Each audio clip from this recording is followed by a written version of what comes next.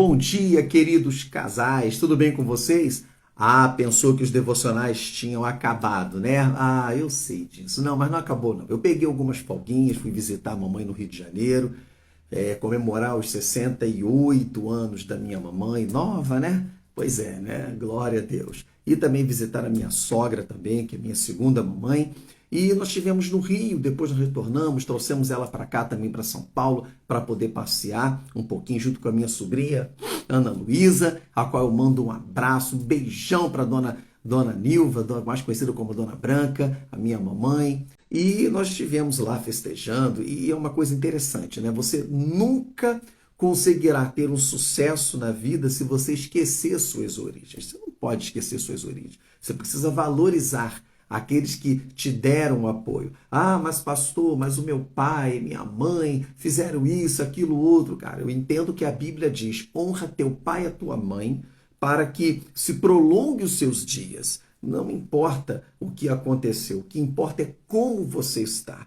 O teu coração precisa estar liberando o perdão. Sei que é difícil, mas quando nós temos Cristo em nossa vida, Ele nos ajuda a superar isso. Amém? Sei que isso tem algumas questões até mais difíceis, né? Eu sei por causa de alguns atendimentos que eu já tive e minha esposa também, mas se você quiser sucesso na vida, aprenda a perdoar.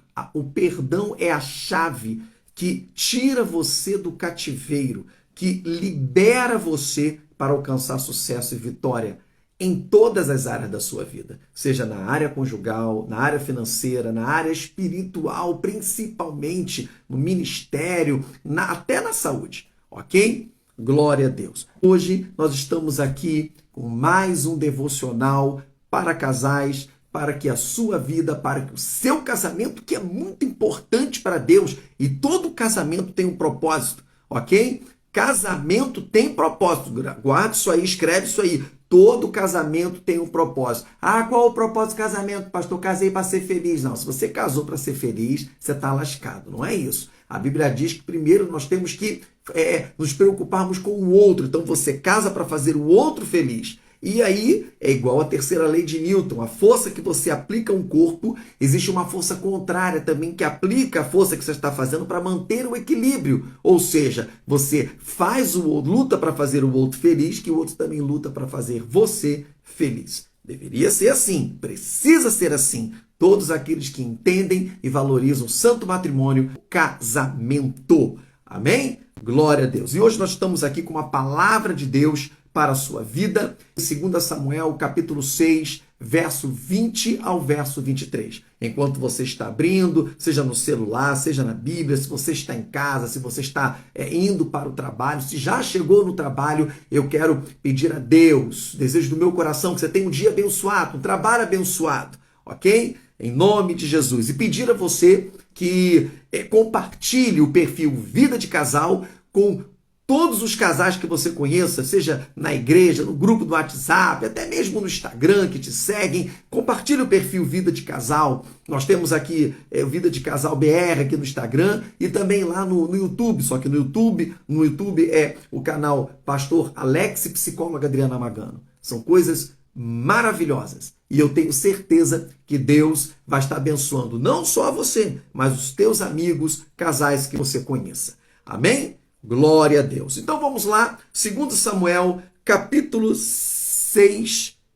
2 Samuel, capítulo 6, verso 20 ao verso 23. Diz assim: voltando Davi para abençoar a sua casa, Mical, a filha de Saul, saiu a encontrar-se com ele e lhe disse: que bela figura fez o rei de Israel, descobrindo-se hoje aos olhos das servas de seus servos, como sem pejo se descobre um vadio qualquer. Disse, porém, Davi a Mical: perante o Senhor que me escolheu a mim, antes do que a teu pai e a toda a sua casa, mandando-me que fosse chefe sobre o povo do Senhor, sobre Israel, perante o Senhor me tenho alegrado. Ainda mais desprezível me farei e me humilharei aos meus olhos, quanto às servas de que falaste, delas serei honrado. 23. Mical, filha de Saul, não teve filhos até o dia da sua morte. Bem, queridos, eu quero destacar dentro desse texto dois elementos muito fortes. Dois elementos muito fortes aqui para que você possa entender. Primeiro, a crise conjugal, ela arromba a porta de todos os casais. A crise conjugal, ela arromba a porta de todos os casais.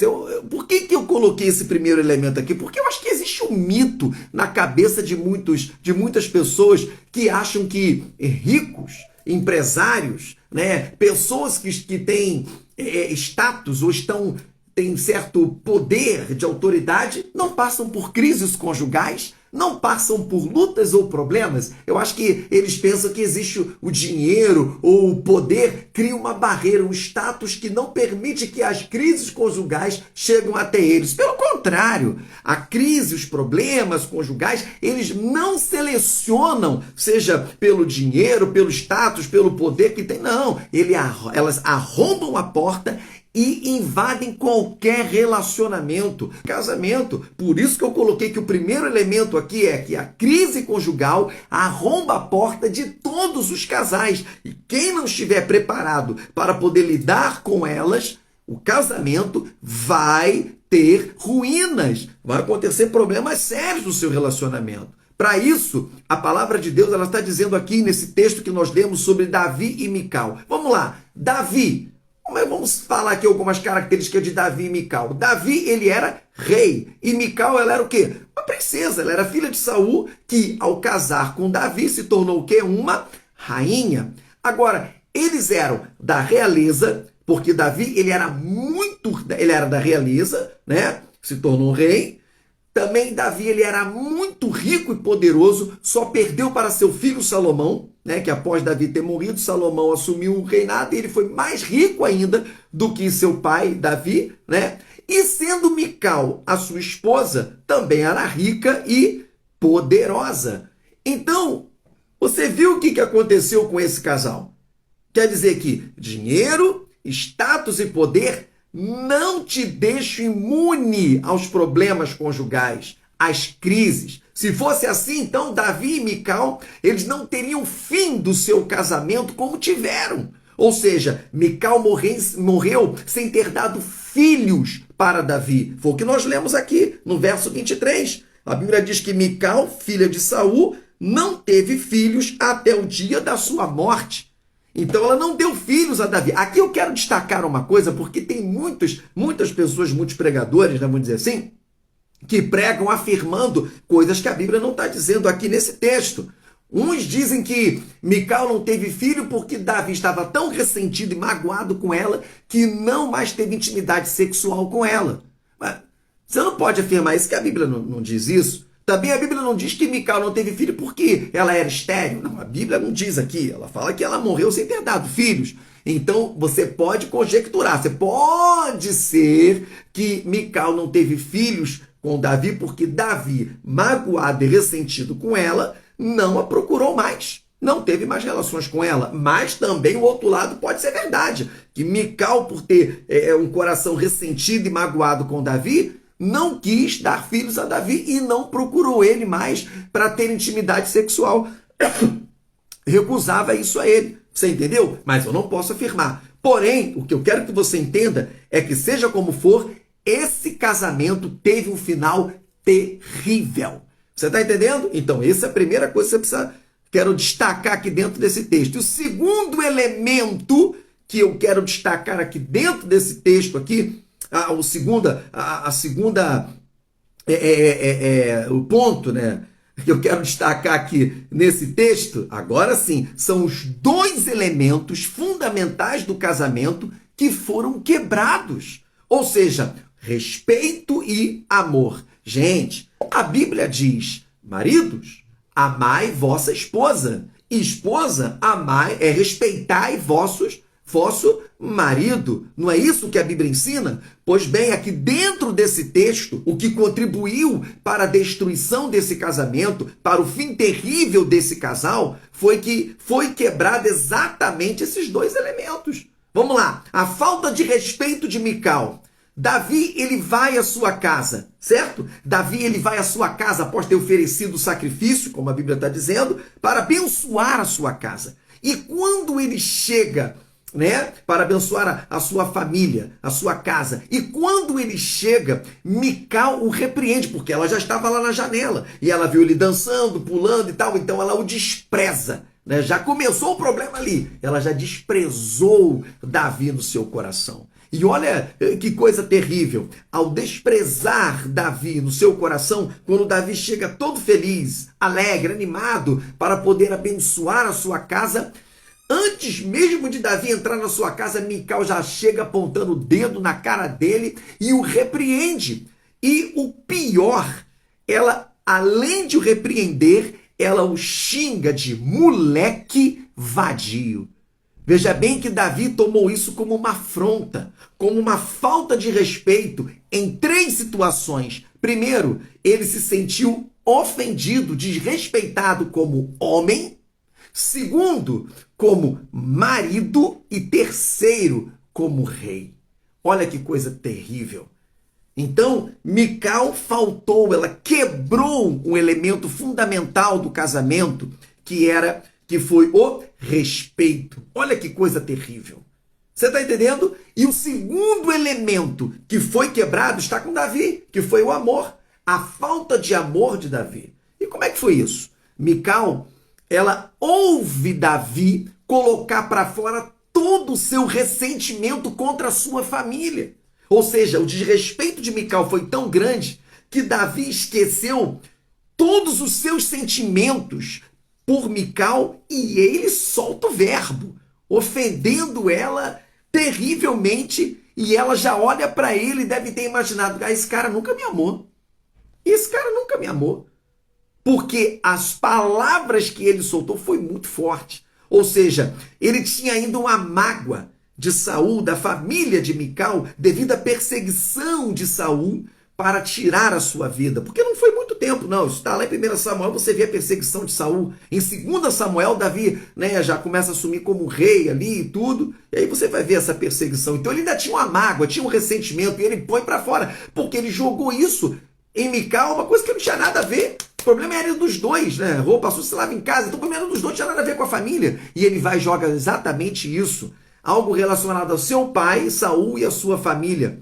E pior ainda, como se não bastasse, né? Pior ainda, Davi, ele diz o seguinte: por essas servas a quem você falou, eu serei honrado. O que significa? O que Mical ouviu quando ele disse essas palavras? Porque Satanás, ele se encarrega de potencializar numa crise tudo aquilo que você fala. Ou seja, Davi disse que seria honrado pelas servas. Sabe o que Mical ouviu? Prefiro mais a honra e o amor das outras mulheres do que o seu. Olha que coisa terrível. Mical não se sentiu amada. Ela não se sentiu amada por Davi. E aí, sabe, essa potencialização que houve nas palavras de Davi para Mical fez com que o respeito e o amor, 2 elementos fundamentais para que o casamento venha a fluir bem, sabe, continue a funcionar saudavelmente bem, fossem quebrados. Cara, a Bíblia diz o seguinte: sem respeito e amor, jamais o casamento conseguirá prosseguir. Está dizendo isso, pastor? Está, querido. Eu li no início e vou repetir novamente. Maridos, amai vossa esposa. Esposas, respeitai vossos maridos. Agora, não é qualquer amor e qualquer respeito. Quando a Bíblia diz para os maridos, amar a esposa significa amar a esposa como Cristo amou a igreja, a ponto de morrer por ela, de se entregar por ela. Olha como é que é forte. E para as esposas, não é respeitar, mas não é qualquer respeito. É respeitar o marido como se estivesse respeitando ao Senhor. Que Senhor? A Deus. Entenda então que esse amor e o respeito, ele não pode ser quebrado. É um princípio milenar. É um princípio milenar que vai fazer com que o seu casamento funcione saudavelmente bem. Você quer chegar aos 30 anos de casado? Aos 20? né? Aos 10, aos 20, aos 30, aos 40, 50 anos de casado. Então, querido, valorize o respeito, valorize o amor dentro do casamento. Entenda uma coisa que eu vou lhe dizer. Muitos psicólogos de hoje afirmam exatamente, querido, eles afirmam exatamente o que a sabedoria bíblica já havia estabelecido há milênios. Ou seja, estão afirmando hoje o que a Bíblia já diz, olha, há muito tempo, que num relacionamento entre homem e mulher somente ocorre de modo saudável quando ele, marido, ama a sua esposa e a sua esposa respeita o seu marido. Não é isso que está dizendo aqui a Bíblia? Amor e respeito? Entenda, querido. Isso não é algo que nós tiramos da cabeça, é um princípio milenar. Guarde o que eu vou lhe dizer. A relação entre a necessidade, de amor e de respeito no relacionamento conjugal tem tudo a ver com o tipo de casamento que você terá ou que você quer ter daqui por diante. Daqui por diante. Agora, é fácil? Não, não é fácil. Mas é essencial. E por isso que digo sempre que sem Jesus no controle do seu casamento, você pode conseguir vencer? Sim, você pode. Será muito mais difícil. Mas você pode vencer. Mas será muito mais difícil do que você ter Cristo te guiando, te orientando. Porque Ele vai te dar forças, Ele vai te capacitar. E aí eu digo com toda certeza, o sucesso no casamento é certo. Tá dando para você entender? Então, se está faltando respeito no seu casamento, se está faltando amor no seu casamento, pare agora. Tome uma postura. Comece a pensar o que foi que aconteceu. Sabe? Foi uma coisa que ele disse, foi uma atitude que ele tomou, ou talvez uma atitude que ele deveria ter tomado e não tomou, ou foi alguma atitude que ela teve, palavras que ela falou, que ela não falou. Entenda, existem coisas que podem estar quebrando esses dois elementos, o respeito e o amor. E não adianta, não dá para levar casamento com a barriga. Casamento não foi criado para você levar com a barriga, para você sobreviver, mas ele foi criado para que você viva intensamente. Casamento é para você manifestar a glória de Deus no relacionamento de vocês.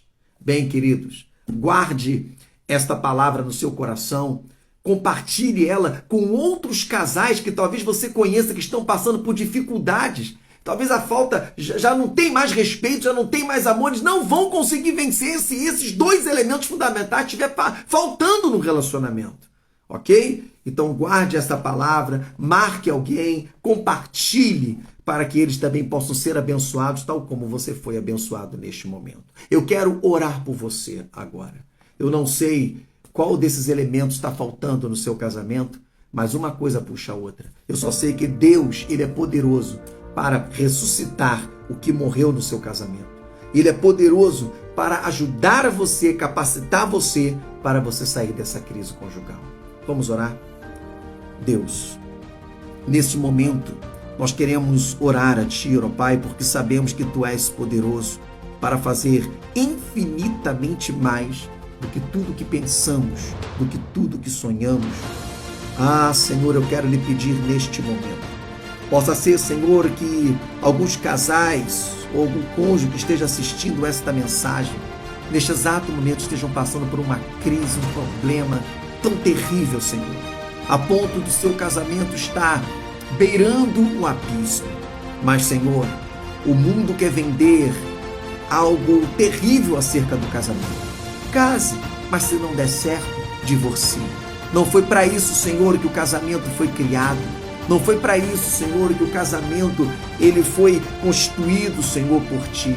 Mas o casamento é algo maravilhoso. O casamento, Senhor, é uma bênção para manifestar a Tua glória, para que nós venhamos, Pai amado, demonstrar Deus em nossas vidas. Por isto, Senhor, já é um milagre quando duas pessoas totalmente diferentes, com bagagens diferentes, histórias diferentes, Senhor, se unem para poder criar uma intimidade, para poder criar uma unidade perfeita, se ajustando, Senhor, Portanto, Pai querido, eles já estão juntos, mas, Senhor, a crise arrombou a porta. Os problemas arrombaram a porta e eles não estão sabendo como lidar com eles. Senhor, eu quero lhe pedir neste momento, dê sabedoria, dê capacidade para teus filhos, Senhor, para que eles possam lidar com essas crises e problemas sem perder o respeito, sem perder o amor de um para com outros.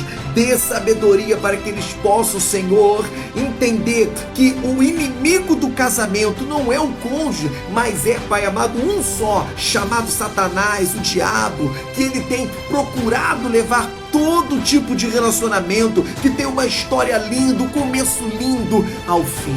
Mas nesta manhã, Senhor, eu quero lhe pedir um milagre, eu quero lhe pedir a sua intervenção neste casal, Senhor, neste casamento, para concedê-los vitória, em nome de Jesus. Eu gostaria que você repetisse comigo: o meu casamento é um milagre de Deus, o meu casamento é a bênção que Deus deu à minha vida, e eu não vou jogar fora, mas vou persistir até receber a vitória no meu casamento. Deus abençoa teus filhos, pois é isso que eu lhe peço em nome de Jesus. Amém e amém. Bom, queridos, chegamos a mais um final de um devocional para casais. E o desejo do meu coração é que você ainda tenha uma semana cheio de bênçãos para a sua vida. Glória a Jesus. Que Deus possa estar fortalecendo, te capacitando a cada dia. Viva o teu casamento feliz e abençoado, em nome de Jesus. Lembre-se, teu casamento é um milagre de Deus. Tchau, tchau.